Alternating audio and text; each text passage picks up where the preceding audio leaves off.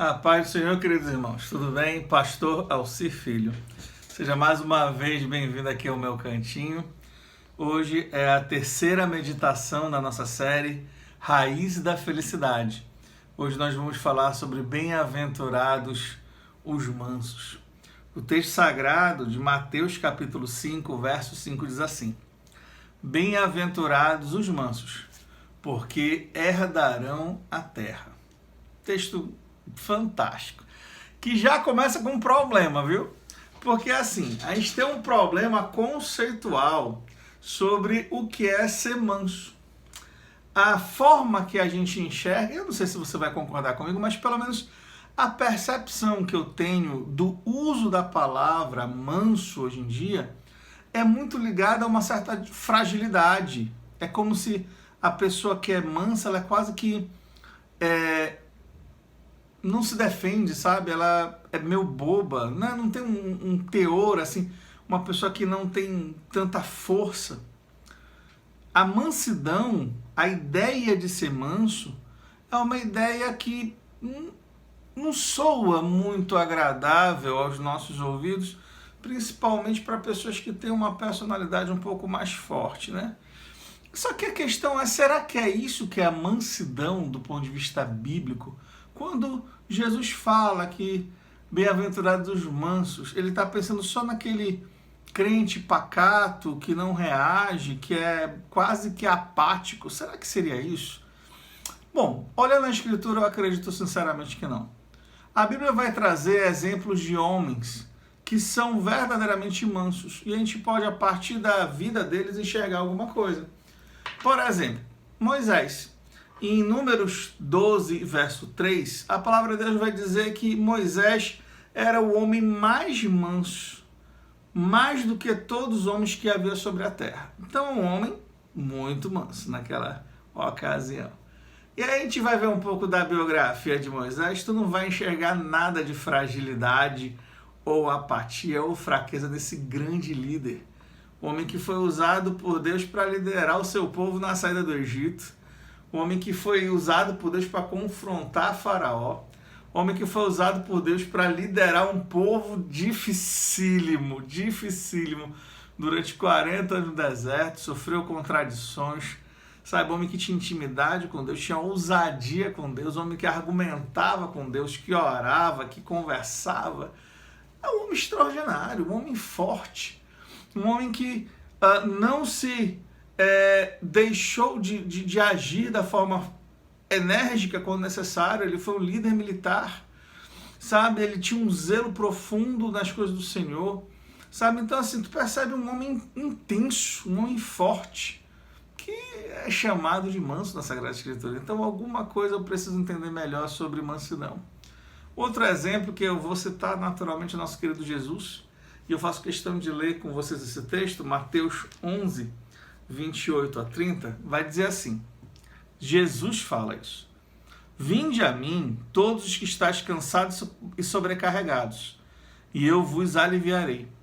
Tomai sobre vós o meu jugo, e aprendei de mim, porque sou manso e humilde de coração, e achareis descanso para a vossa alma, porque o meu jugo é suave e o meu fardo é leve. E aqui então tem uma declaração maravilhosa de Jesus, dizendo que Jesus ele é manso e humilde de coração. E se Jesus fala isso, eu não tenho a menor dúvida que ele é o nosso maior padrão de mansidão que nós devemos seguir. Só que, repito, eu olho o exemplo, a força, a energia, o poder pessoal de Cristo, a intensidade dele, a sua coragem, a sua ousadia. Eu não encontro nenhum ponto de fragilidade no meu Senhor. Eu não encontro nenhum ponto de fraqueza ou de falta de força. O mesmo Jesus que é manso e humilde de coração é o mesmo Jesus que faz a purificação do templo 2 vezes, quando ele expulsa os cambistas, os vendilhões do templo. Ele é um homem forte, é um homem que não tem medos, é um homem que se entrega completamente ao propósito de Deus. Então, queridos, mansidão não tem nada a ver com apatia, não tem nada a ver com ser frágil, ser passivo, nada disso. Mansidão bíblica tem a ver com outro conceito. A ideia da mansidão bíblica é você ser totalmente adaptado ao projeto de Deus na sua vida. O que é você ser manso? É quando você se rende totalmente ao projeto que Deus tem na tua vida. É isso que é ser manso. Bora à sequência. Reconhecemos no primeiro raiz da felicidade a nossa pobreza de espírito.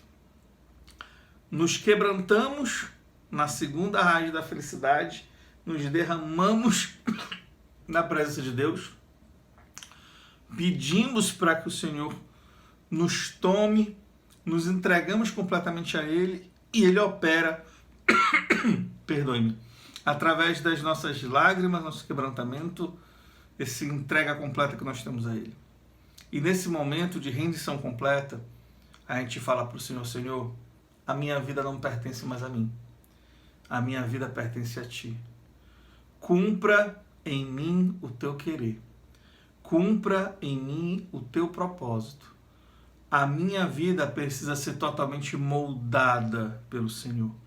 Observa aqui a visão que Jesus está colocando. A gente vai aprender com Ele a ser manso, e Ele é alguém que tem a sua vida totalmente direcionada ao projeto de salvação.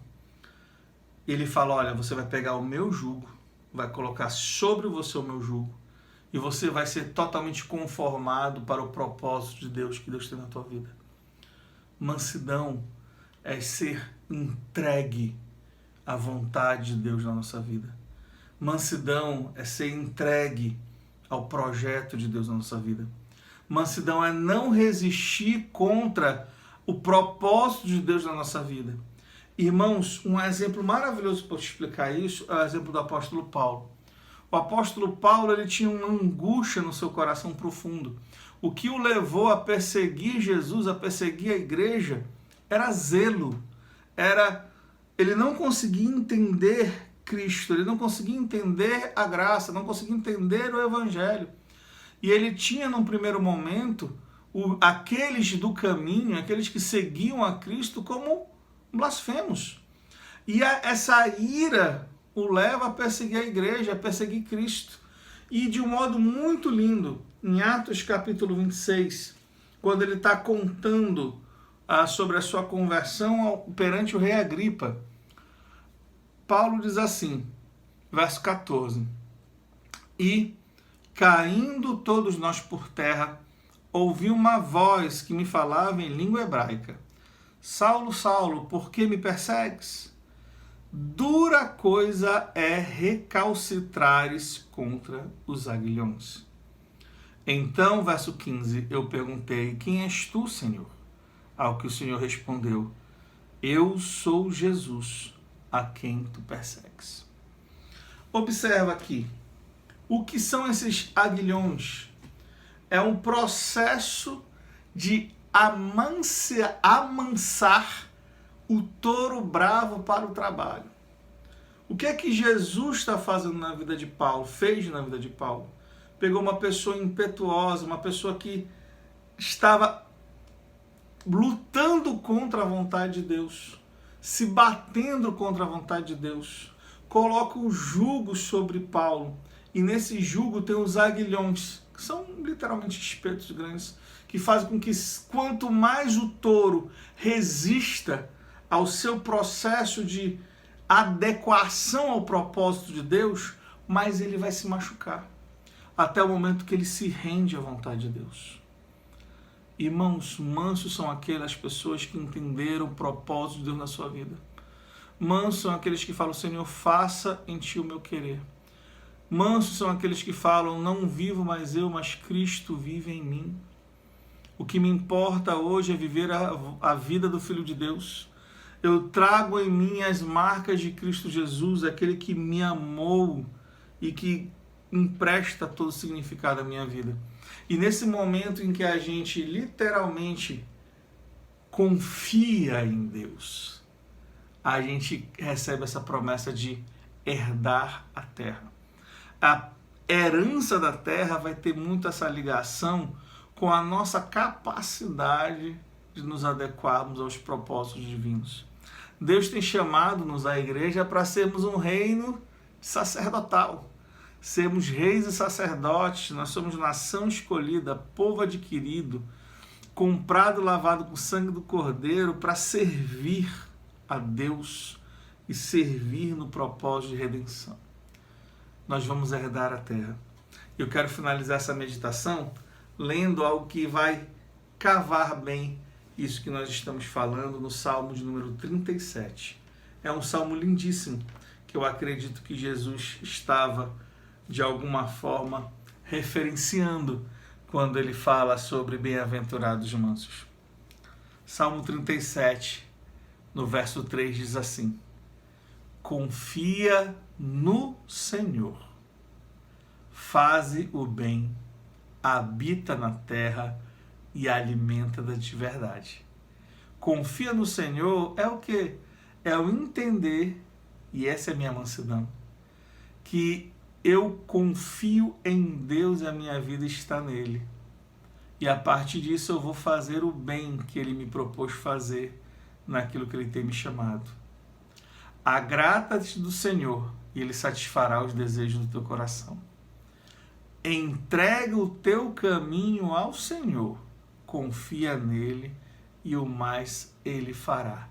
Olha que coisa tremenda. Eu confio nele, eu sou manso, eu tomo sobre mim o jugo de Cristo, eu aprendo a ser manso e humilde de coração, eu aprendo a fazer a vontade dele, eu estou entregando o meu caminho ao Senhor.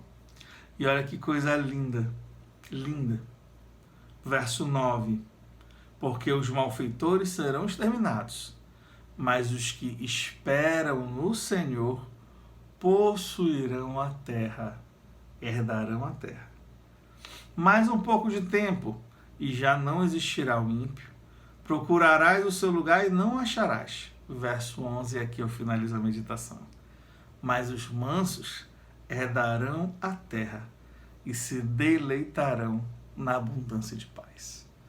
Queridos, nossa mansidão não é falta de força. A nossa mansidão é confiar no Senhor, entregar o nosso caminho ao Senhor, esperar no Senhor, permitir que nós sejamos moldados na nossa vida prática pelo propósito de Deus na nossa vida e ter certeza que nós fazemos parte da promessa de herdar uma terra transformada por Deus, uma terra onde nós vamos nos deleitar na abundância de paz. Se essa mensagem lhe abençoou de alguma maneira, compartilhe, passe para mais pessoas e entregue o seu caminho ao Senhor, confie nele e o mais ele fará. Aprenda essa mansidão bíblica, essa mansidão de estar totalmente ligado e voltado ao projeto de Deus. Um abraço grande, até a próxima.